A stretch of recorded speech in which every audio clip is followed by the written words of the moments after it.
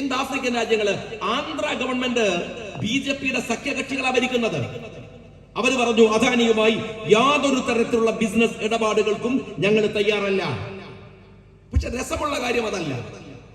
ആന്ധ്ര പോലും അദാനി വേണ്ടെന്ന് പറയുമ്പോൾ, ആഫ്രിക്ക രാജ്യങ്ങൾ അദാനി വേണ്ടെന്ന് പറയുമ്പോൾ, അമേരിക്ക അദാനി വേണ്ടെന്ന് പറയുമ്പോൾ, കേരളത്തിലെ വിപ്ലവ ഇടതുപക്ഷ പ്രസ്ഥാനം അദാനിക്ക് ചുവന്ന പരവതാനി വിരിക്കുകയാണ്. ഇതെന്തു രാഷ്ട്രീയമാണ്? അദാനിയെ നഖശികാന്തം എതിർക്കുന്ന രാഹുൽ ഗാന്ധി വലതുപക്ഷ രാഷ്ട്രീയക്കാരൻ, അദാനിക്ക് ചുവന്ന പരവതാനി വിരിക്കുന്ന പിണറായി വിജയൻ ഇടതുപക്ഷ രാഷ്ട്രീയക്കാരൻ. എന്തു വിരോധാഭാസമാണ്? എന്തുതരം വിരോധാഭാസമാണ് നിങ്ങൾ പറഞ്ഞുകൊണ്ടിരിക്കുന്നത്?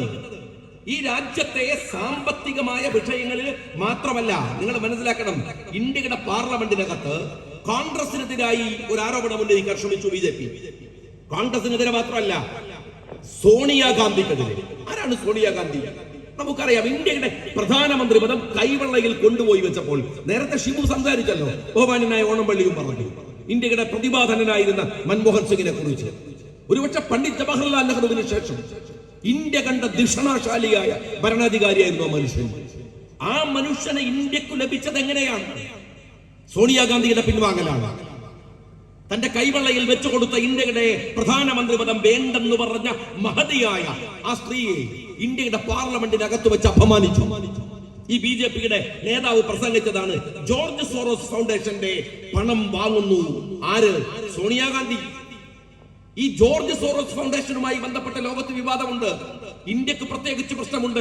കാശ്മീർ പാകിസ്ഥാന്റെ ഭാഗമാണ് എന്ന ആരോപണം ഉന്നയിക്കുന്ന, അല്ലെങ്കിൽ അത് വേണമെന്ന് വാദിക്കുന്ന ഒരു സംഘടന കൂടിയാണ് ജോർജ് സോറോസ് ഫൗണ്ടേഷൻ എന്ന് പറയുന്നത്. അതുകൊണ്ട് അവരുടെ പണം വാങ്ങുന്നത് തെറ്റാണ്, അതിൽ ആർക്കും സംശയമില്ല.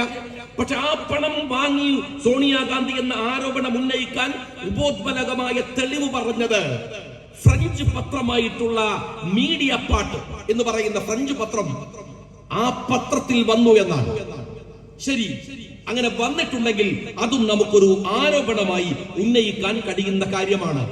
എന്നാൽ ആ ഫ്രഞ്ച് പത്രത്തിന്റെ ഡയറക്ടർ കഴിഞ്ഞ ഏതാനും ദിവസങ്ങൾക്ക് മുമ്പ് വളരെ പരസ്യമായി, കാരിൻ ഫ്യൂട്ടോ എന്ന് പറയുന്ന അതിന്റെ ഡയറക്ടർ പറഞ്ഞു, ഞങ്ങളുടെ പത്രത്തിൽ അങ്ങനെ ഒരു വാർത്ത പോലും വന്നിട്ടില്ല.